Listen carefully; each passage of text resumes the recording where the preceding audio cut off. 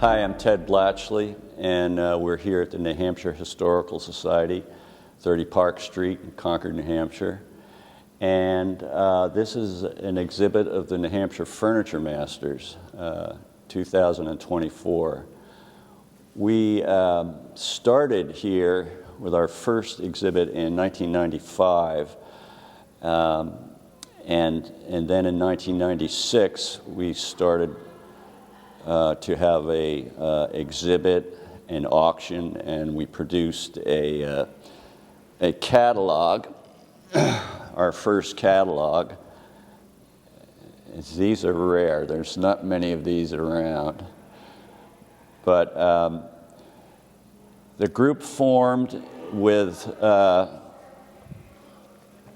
lot of help from the community. We had advisors and sponsors, and the New Hampshire Historical Society was a great help in getting us started. So we're really happy to be back here, and we're heading towards our 30th anniversary in 2025.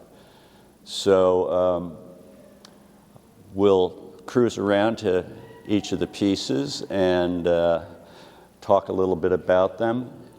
Why don't you have a look around the layout? There are about 12 of the members exhibiting in this show.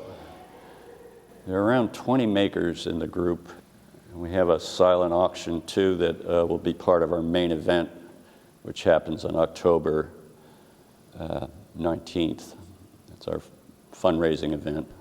So this is a piece by Jere Osgood. It's called the Wave Table, and it's made from quarter-sawn sycamore. Jere was one of the founders of the group, and also a notable teacher and furniture maker who inspired generations of furniture makers. This piece is kind of poetic, and let me read his excerpt from the catalog in 1999. So the table was designed for a house that was going to be by the sea, and so there's curving rails under the top that are thoughts of waves, a large wave and smaller follower waves you can see. Yeah, he's got it here too. And the many legs, there's 9 legs, and they are suggest reeds in the water, and the top is a water form, and the grain itself has patterns much like you might see in sand. So he calls it a metaphorical piece, but you do not need to know the story. And I have a personal attachment to this because I was working in his shop and helped him when he was building this. And if you really want some excitement in your woodworking life, just try some of the joinery that's involved in all these curving forms, and I remember it was quite challenging. Some of the joinery, the stretchers underneath the shelf. It has a drawer, small drawer here. So that's the Wave Table by Jere Osgood. Jere passed away about a year ago, but he worked in Wilton, New Hampshire, and he taught at Boston University's program in artisanry. And some of our members were students. Garrett and David Lamb studied with Jere.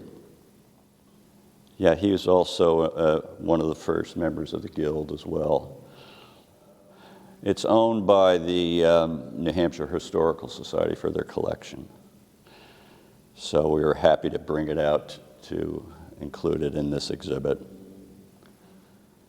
Okay. So this is a bureau by David Lamb, also one of the founders of the New Hampshire Furniture Masters group.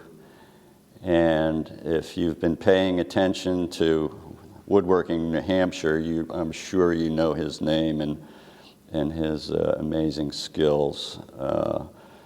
And he also was artist laureate for a number of years. So, yeah, wonderful guy. And his work is incredible.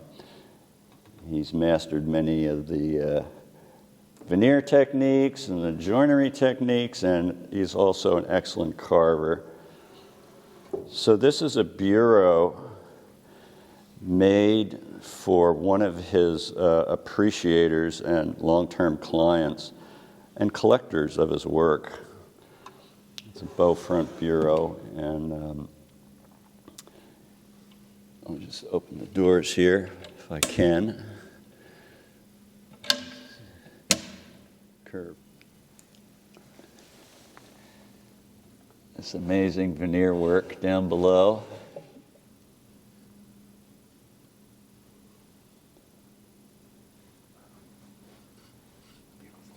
Beautiful work, yes.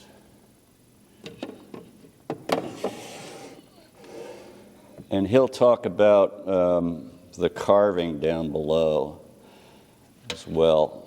It's an interesting detail. Cuban mahogany and crotch birch veneer on the...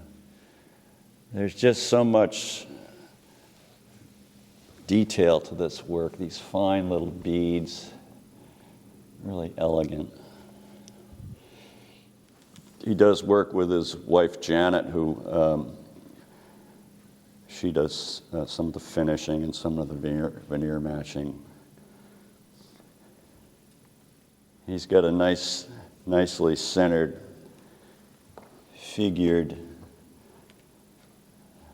I guess you'd call that a knot. Trees have branches. So maybe he'll say a few words about that. Hi, I'm Dave Lamb, and I got with me a nice little bureau that I made for a longtime client. This is mahogany, veneered with Cuban mahogany, highly figured, and this is done in this style to conform to the collection that the client has, a lot of neoclassical inspired work. It's a bow front chest, 2 drawers on the top, doors, and then there's a very interesting banding of carved mahogany around the base. The interesting thing about this from a technical point of view is a totally separate framework between the feet and the upper cabinet. The inside has a set of small drawers. The client is very intrigued by drawers. The more the better, she says. This is veneered in crotch white birch. There's a nice radial pattern here where the veneer itself goes through continuously, even through the dividers between the drawers.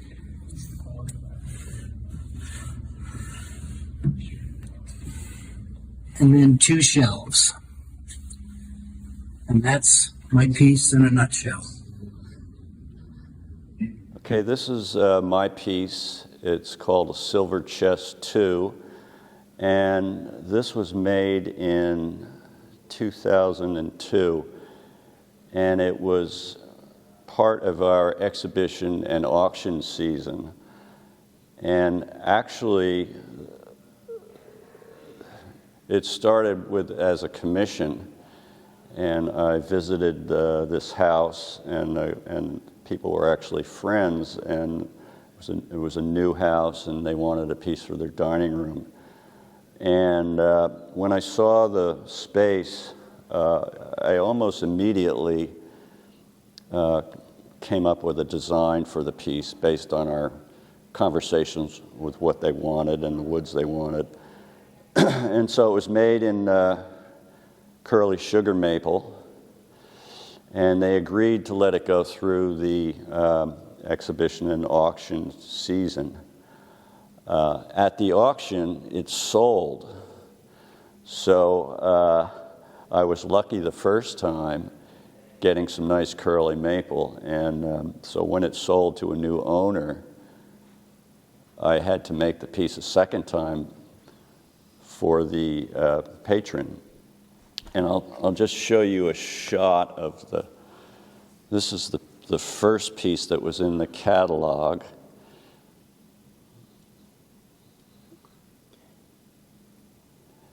And so the second time around, I had to find wood of equal figure, and I did find a set of curly maple down in Good Hope Hardwoods, and this was the first piece made out of that set, and it was a flitch sawn set, and from that set I made 6 or 7 pieces, but this was the first piece. I guess an interesting thing about this piece is the top. It has curved glue joints, and the idea was to make it a homogeneous looking top. Often when you glue 2 curly maple boards together, you can immediately see the glue line. So by sort of scrambling up the wood, it makes it more homogeneous, and the eye doesn't pick up on the glue line. The back curves up into like a backsplash. But and this being the second one, we actually made some minor tweaks. We made the body of the chest a little narrower this way. This is a router sled shaping technique where you glue the boards together, and then there's you have 2 rails that go along here that have a slight curve to them, and then there's a sled that rides on those rails, so you're actually milling down into the wood. It's like mowing a lawn. Mm-hmm. Yeah, that was probably shaped in afterwards. This initial shaping was done with a router sled technique, and this was probably shaped in with sanders and grinders. If you want to look up Tay Frid router sled shaping technique. It's in an early fine woodworking, but I've used it a number of times for milling slight curves into solid wood. And the rest of it's it's traditional joinery inside, and just as you normally do it. Jere details. Well, there is shaping on the fronts. That makes the furniture more friendly to me, and this has a curve on the side to match this detail. So that's just a matter of sloping that side a little bit when you're cutting the dovetails, and then this is sort of shaped in after. The side is a little thicker. Mm-hmm. There's all sorts of gory details that make life fun. So this is Dancing with Yellow Chair by the great John Brooks, another early member of the Furniture Masters. He's in his 80s now, or 80 at least, and still going strong. This piece, if you're familiar with his work, he uses a lot of saplings, and don't let it fool you. There's a lot of complex joinery here. These are all mortise and tenoned into the posts, and he also pins the joints So they're not only glued, they're pinned. These back splats are steam bent, and you can see that the arm going into this back leg. So there's a tenon in there, and then it's got two Delrin pins. His work is really, really good, and his finishes are better. Yeah, he uses some acrylic paint and then lacquer on the posts. And yeah, there's a whole sort of sequence of events and processes that he uses to make the chair. And we had some video footage of John talking about the chair, but we lost the audio. But I think you can splice in John taking the chair off the riser and proving that it is a chair and it works. Okay. So this is a chair I made, I think around 1998. The original was made to go with a desk that I had built that was in the New Hampshire Furniture Masters exhibit. And so I refer to it as a desk chair. It's mahogany, curly maple, with an upholstered leather seat by John Gagnon. And the mahogany is colored up nicely.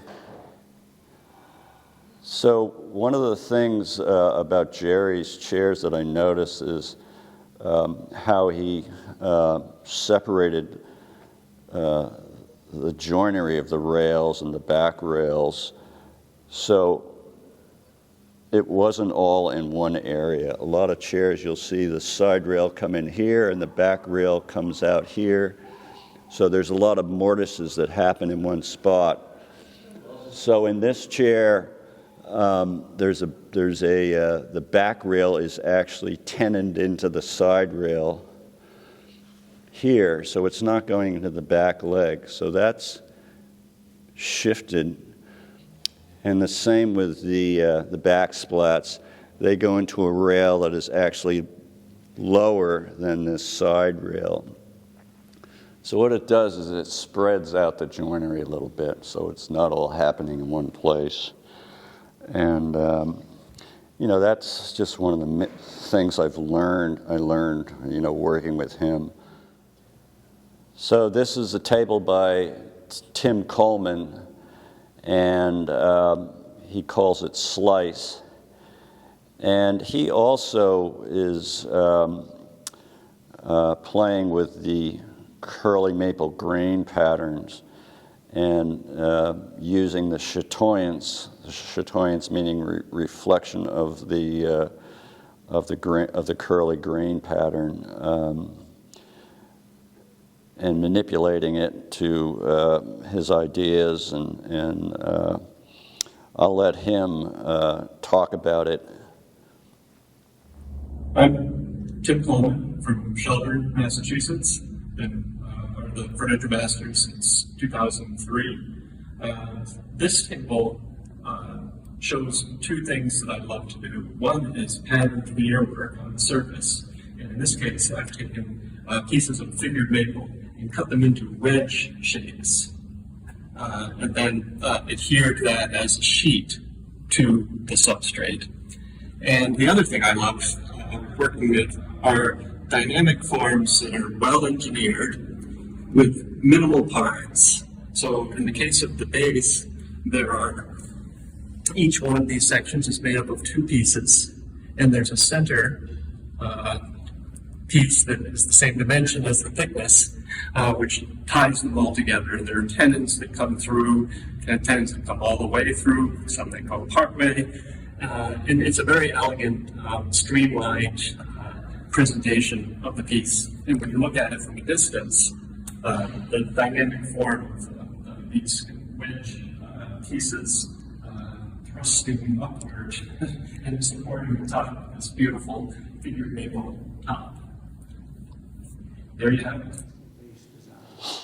Yes, Tim has a very logical way of dealing with these things and getting a dynamic design, well engineered.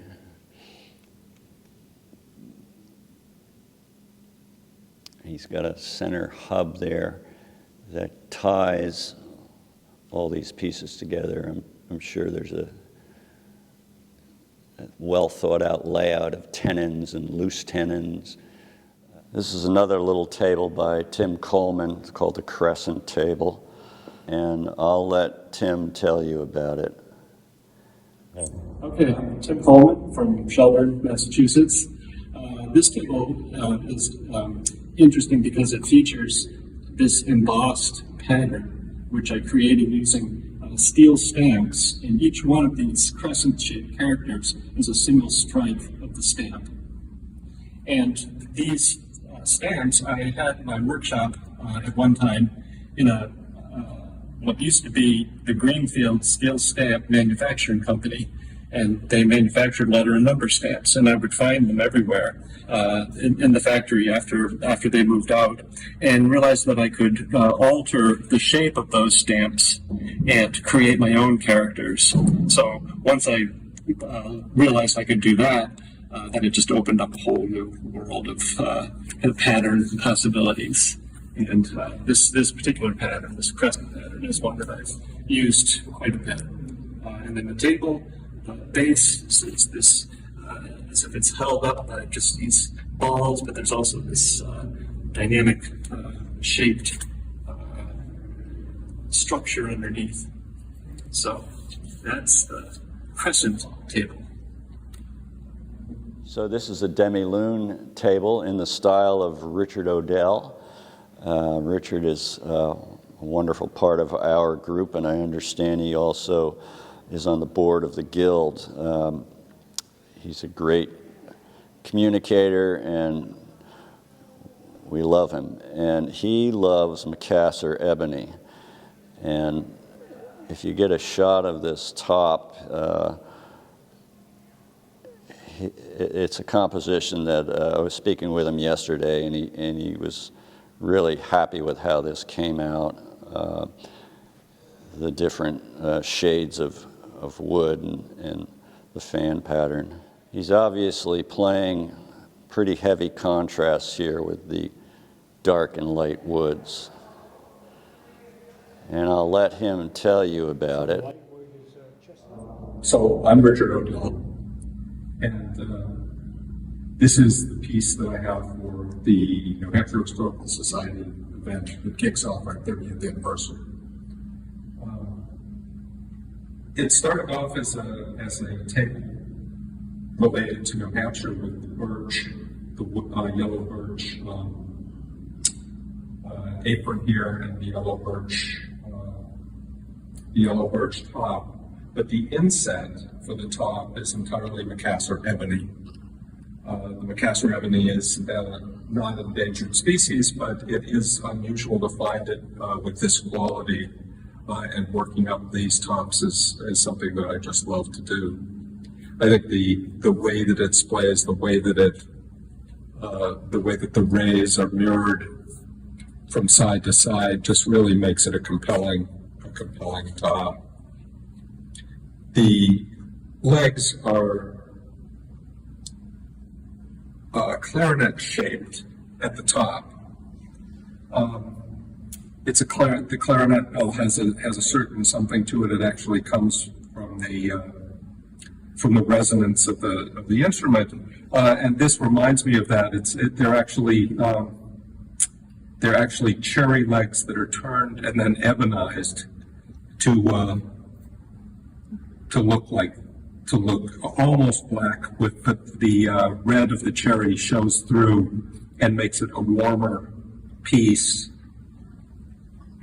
And as the piece grows older, what will happen is that red will tend to come through just a slight bit more. and the entire piece just to blow up.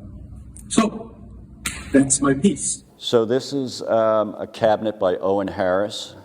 Owain is the current chairman of the New Hampshire Furniture Masters. He's been with us for 4 or 5 years.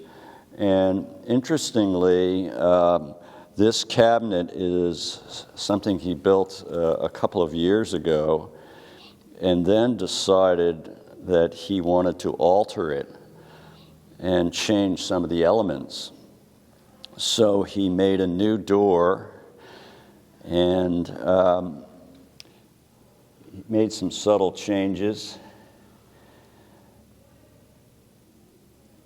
because I guess he wasn't really happy with it, the original form, and wanted to change it around. He notably, and I don't know how the technique works, but he has been doing some veneered work on compound curved surfaces. This is eucalyptus over here, but I'll let him tell you about it. My name is Owain Harris, and the piece that I have in the exhibit today is calling it Second Act. And the reason I'm calling it Second Act is this is actually the cabinet. It's a piece that I built for an exhibit a couple of years ago at Kimball Jenkins. And ultimately, after staring at it for a little while, I decided I didn't really love some of the things that I'd done. So originally the top kind of continued, the veneer continued over the top, and the legs came up through the top. And I ended up routing that fluff and making a separate top that overhung. I felt like it needed a little bit more weight at the top. And then the door that I had made had some sculptural elements that I didn't really think worked super well, so I made a new door in curly maple. So it's kind of a second act for the piece. I realized that I'd done some things that distracted from the original idea for the piece, which was really to do something that had some sculptural elements to the casework. This is some techniques that I've been working on where I'm making a bent lamination, cutting that lamination into pieces, shaping the individual pieces, and then veneering over the laminations, coopering that back together, and then using that to form the carcass of the piece. And so I kind of wanted to not distract from that and make some simpler elements to add to that. So we now have it's a curly eucalyptus, beeswing eucalyptus that's been fumed is the veneer on the carcass sides. The rest of the species on the exterior is walnut, and then a curly maple door with this little turned pull. And the turned pull is actually something that I saw something similar on a little Jere Osgood piece recently, and really liked the way that the pull kind of flowed into the surface of the door. So I kind of did a little riff on that idea. And then the interior is veneered in ash. Pretty much it. It's got a little adjustable shelf. You can put where you need it. And I'm kind of seeing this piece as it could either just be like an occasional table next to a sofa, or it could be a nightstand, or just a nice little table / storage piece. So this is the work of Brad Wolcott. He lives here in Concord, and he was a student at North Bennett Street School. And these are called Calypso tables. And seeing Brad's work over the years, he is able to do some very complex joinery. And this is an example of a very sculptural set of tables. And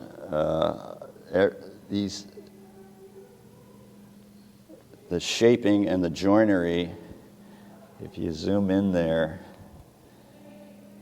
is quite nice. That's curly maple. Brad also is running our gallery in South Main Street in Concord, where we have 4 or 5 shows a year. So this is a 3-seater sculptural stool arrangement by Aspen Golann. Aspen is a new member to the group, but she's quite active in the furniture world. She runs a number of chair-making workshops, and she teaches all over the world, I think. So she's taken traditional chair-making to a more sculptural place with this. Sculptural and functional. She's so busy we don't see her very often, but we know she's out there in the world doing good things for furniture making and chair making in particular. So this is an interesting little piece by Mike Korsak. Mike is also a new member to the group, and we were commenting yesterday that Mike has surgical precision in his pieces. Everything is very precisely done. And the idea with this piece, and he can elaborate on it, but it was a box to store away your iPhones and iPads and lock the box so you can have some downtime. That was the original intent. It's a commission piece. And but it's a keepsake box that he decided to put on a stand, so it had its own presence rather than just be a box that would, be on a table. The lid lifts up.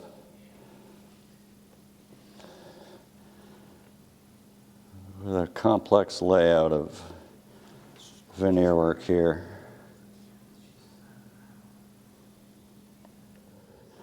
That's the thing. The things have to be well done on the inside and the outsides and the backs and the bottoms. It demonstrates care. Hi, Mark Korsak. Just wanted to introduce my piece. It is a keepsake box on stand. And the original concept for this piece was a box that my client's son could put his laptop and other devices into and lock the box. And that would give him a way of sort of getting away from work and disconnecting from the internet and all those other things. Through several iterations, my client decided that some probably wouldn't end up using the piece in that way, so we settled on a keepsake box. And we decided to put it on the stand because we wanted it to sort of occupy its own space in the room, as opposed to being a standalone box that would tend to get placed on another object and could potentially sort of fade into the background. So the piece is made of curly black walnut. On the interior, there is some curly maple. There's also Indian ebony, some Indian ebony here. There's some Indian ebony edging kind of throughout the piece, as well as this little lid lift made of Indian ebony. And there's also an inlaid panel of crotch black walnut. So I hope you enjoy, and thanks very much. A new member to the group, but he's been active in the furniture world down at North Bennett Street School, where he taught for many years. He's an expert carver and traditional furniture maker. This demilune is a piece that he uses in teaching, so it's an elegant little piece and may not have the complexity of some of his other work, but it does sort of function as an instructional piece for people who are learning the different joinery techniques and veneer techniques, and I'll let him tell you about it. Hi, my name is Dan Faia. My shop is in Bromsford, New Hampshire. My piece is the demilune table. This table was actually designed for a workshop that I teach. And in this last August, I like to be able to teach traditional techniques and works on this table as a veneered brick apron, so it's bricked like you would think a building would be bricked. It's a curly built just veneer on on either surface. The central tapered legs bridle joint that slides up inside of that apron. And then there are Morrison tenons that are cut into the curb rail that go and join the back legs to it. The top was locally sourced air-dried walnut that was cut in Derry, New Hampshire in the early 2000s. That was given by a friend. Same thing with the beading on the apron. And it ties it all together. It kind of makes it a fun piece.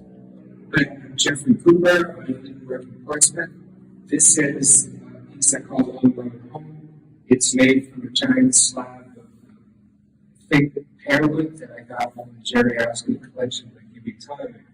And these pieces were kind of left over from another project that I made from it. Using the live edge here and the shape that was made left over, it was cut. This bottom piece here, which I call the medallion, was a piece that was so flawed that it was really hard to use, so I ended up filling it with epoxy, and then I was looking at it and I see in the grain pattern and in the flaws, it made me think of a landscape, like a Chinese landscape painting. So that's what I did with a little guy pushing a wheelbarrow. And because it was a Chinese painting, I designed the table around it to be like a gong. It also has gardens on the other side. There's a road that goes up over the hill by mine, down the other side to a fishing village. So it was a rather fun project. I've always been an admirer of the Chinese paintings with landscape, and an opportunity for me to do a combination, kind of several inspirations put together. So these are a continuation of the animal charts that I've been making for lots and lots of years. And this is probably about 120 of them. I've lost count because several years ago I had a computer meltdown and I lost the count in the list of where they all went. But it's somewhere around 120 I've made. There are a lot in the children's hospitals. I have some animal carvings in the libraries in Portsmouth, some in maternity wards in different hospitals. So this is a set that I've made with a table.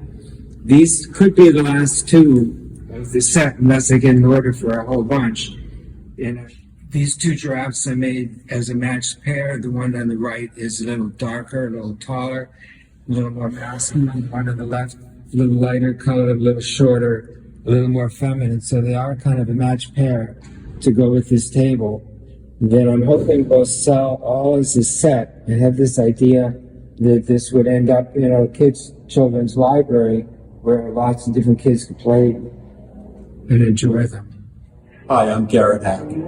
This little cabinet is called Before Columbus, and the name came about because some of the wood was growing before Columbus landed. Some of this Douglas fir and the Engelmann spruce. So it's part of my fun exploration of little pieces and little drawers and little inlays that have significance. And this is the first time I've used lapis lazuli as a corner element here, with bits of ivory and then bits of ebony as well.